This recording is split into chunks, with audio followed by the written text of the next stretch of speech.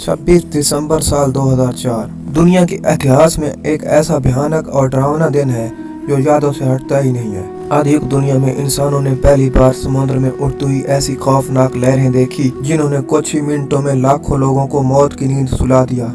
2004 में आई सुनामी का कारण था इंडोनेशिया के पास हिंद महासागर में समुद्र के अंदर आया एक बहुत बड़ा तूफान। इस अर्थक्वेक की वजह से हिरोशिमा में गिराए गए 40,000 एटम बॉम्ब्स के बराबर ऊर्जा रिलीज हुई थी। 30 मीटर यानी 6 मंजिला इमारत जितनी ऊंची लहरों ने देखते ही देखते 2.5 लाख से ज्यादा इंसानों को मौत की नींद सुला दिया था। बर्बादी और तबाही इन लहरों की मार हजारों किलोमीटर दूर अफ्रीका तक महसूस की गई थी। 7 सालों बाद ऐसा ही मंजर देखने को मिला जापान में, जिसने 2011 में एक बार फिर से सुनामी की लहरों ने लोगों को डुबो कर रख दिया था। जब सुनामी की लहरें तबाही मचा सकती हैं, तो सोचिए मेगा सुनामी कितनी तबाही मचाने वाली होगी। महासुनामी के दौरान समुद्र में उठने वाली लहरें कम से कम 100 मीटर ऊंची होती हैं, यानी 2004 की सुनामी की लहरों से 3 गुना ज्यादा ऊंचाई, और इनकी फुल ऊंचाई 1 किलोमीटर से लेकर कई किलोमीटर तक हो सकती है।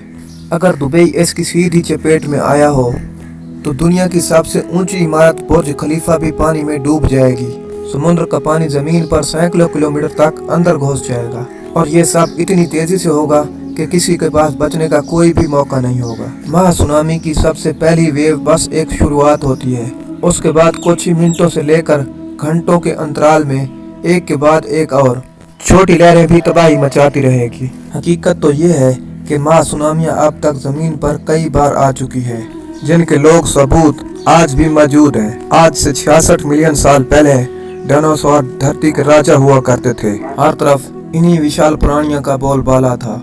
लेकिन फिर एक दिन दूर अंतरिक्ष से आई एक आफत ने धरती पर से डायनासोर को हमेशा के लिए मिटा दिया। 12 किलोमीटर चौड़ाई वाला एक पेड़ धरती से टकराया, जिसने भयंकर भूकंप से लेकर महासुनामी तक पैदा की। उस इम्पैक्ट से पैदा हुई महासुनामी की लहरों की ऊंचाई 200 से लेकर 500 मीटर तक आंकी गई है। धरती के नजदीक इतिहास में ये सबसे खतरनाक महासुनामी थी, जिसने धरती के एक बड़े हिस्से पर तबाही मचाई। क्या धरती पर भविष्य में भी कोई महासुनामी आ सकती है?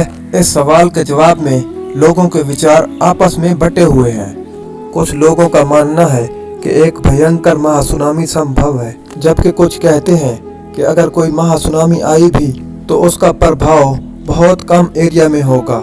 धरती पर महाप्रलयकारी मेगा सुनामी आ सकती है तो उसका सबसे बड़ा कारण होगा किसी बड़े उल्का पिंड का समुद्र में गिरना। अगर ऐसा कोई आकाशीय पिंड आकार में 20 से 30 किलोमीटर का भी हुआ तो संभव है कि पूरी धरती से 99% तो जीवन खत्म हो जाए और हम इंसान पूरी तरह से।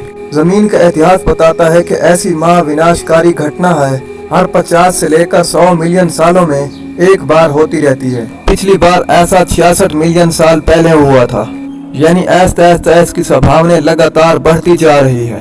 फिर किसी आकाशीय पिंड के धरती से टकराने से महासुनामी आए ऐसा नहीं है। किसी बड़े भूकंप से या ज्वालामुखी के फटने से या फिर अचानक से लाखों टन मलबे के समुद्र या झील में गिर जाने से भी महासुनामियां पैदा हो सकती हैं। हालांकि इनका प्रभाव एक छोटे एरिया में भी रहने से ये इतनी विनाशकारी साबित नहीं होगी। ऐसे छोटे प्रभाव वाली मेगा सुनामियां पिछले 500 सालों के दौरान जमीन के अलग अलग हिस्सों में कम से कम 15 बार आ चुकी हैं। तूफान के आने से पहले समुद्र का पानी पीछे चला जाता है। अगर आप समुद्र के किनारे टहलते हुए देखें कि पानी अचानक से कम हो गया है और दूर तक जमीन नजर आने लगी है, तो जितनी जल्दी हो सके किसी ऊंचे स्थान पर चले जाना चाहिए। समुद्र का पानी जितना पीछे जाता है उतनी ही खतरनाक प्रलयकारी तूफान की लहरें होंगी।